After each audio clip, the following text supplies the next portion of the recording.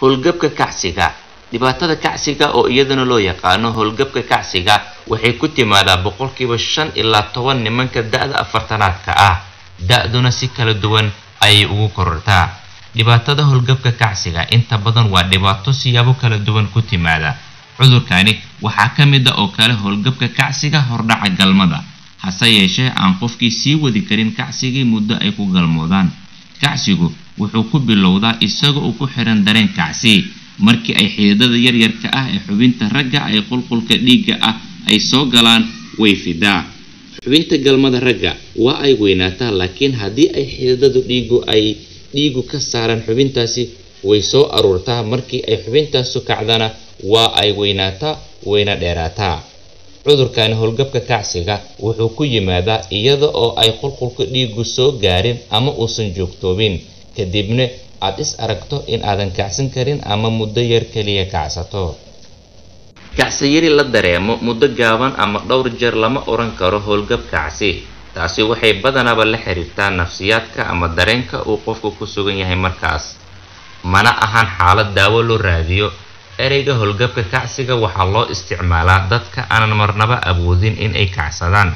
inta badan xaaladahani waxaa sabab u ah cudurro. da'du shardi uma ahan in ay keento cudurkan howlgabka kacsiga. cudurkan howlgabka kacsiga wuxuu caadi ahaan ku yimaadaa dadka qaba xanuunada sida macaanka ama sokorta, wadna xanuunka, dhiigkarka, cudurrada neerfaha, iyo ragga qalinka lagaga sameeyay dhibaato kaga timid qanjirka prostate-ka. sidoo kale daawooyinka kaniiniga jirka biyaha ka saara ee loo yaqaan diuretics-ka, iyo daawada loo qaato dhiigkarka, daawada sooxinta, daawada isku buuqa iyo stresska ee loo yaqaano anxiolytics-ka. daaweynta cudurka howlgabka kacsiga waxay kaysanaysaa ugu horeyntii in adiga iyo dhakhtarkuba isla baartaan islana cadaysaan in adiga iyo qofka aad la nooshahay ay wax dhibaato ah ka jiraan noloshiina, taasoo sabab u noqon karta awoodan ka maqan ama dhibaatadani aad ka sheeganayso. waxaa muhiim ah in aad joojiso isticmaalka muqaadaraadka sida qamriga, qaadka, sigaarka oo keena howlgab kacsi.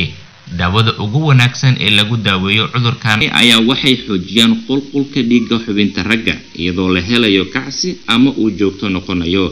daawooyinkani wax badan kuma kala duwana dhinaca waxtarkooda. waxay shaqaynayaan muddo 4 ilaa 5 saacadood ama 24 saacadood halkii mar. aad bay muhiim u tahay in hoos laga xariiqo in daawadu ay waxtar leedahay kaliya xilliga kacsiga galmada. dadka qaar kaniiniga waxba uma taraan. waa inaad daawada qaadataa ilaa 1 saac inta aadan u tagin xaaskaaga, waana in dhakhtarku aad kala tashataa xaddiga aad qaadanayso iyo waxyeelada laga filan karo. ma qaadan kartid kaniiniyaasha haddii aad qaadato daawooyinka sida nitroglycerin, kaas oo loo qaata wadna xanuunka. waa caadi inaysan daawadu si xoog leh wax u qaban 6 ilaa 8 mar ugu horeysa, waxaana laga yaabaa inay sabab u noqoto in xaddiga aad u baahan tahay in la kordhiyo. ma isticmaali kartid daawada in ka badan 1 mar maalintii.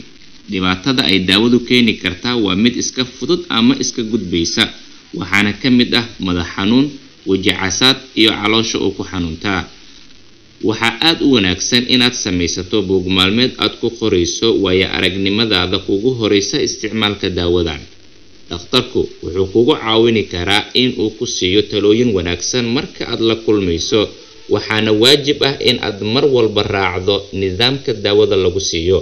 dhakhtarkaaga wuxuu ku raadin karaa caawinaad daawadaada ah haddii aad tijaabisay in kaniiniyadani ay kuu fiican yihiin isla markaana aad qabto cudurro kale aan kan ka ahayn, tusaale ahaan kaadi macaan.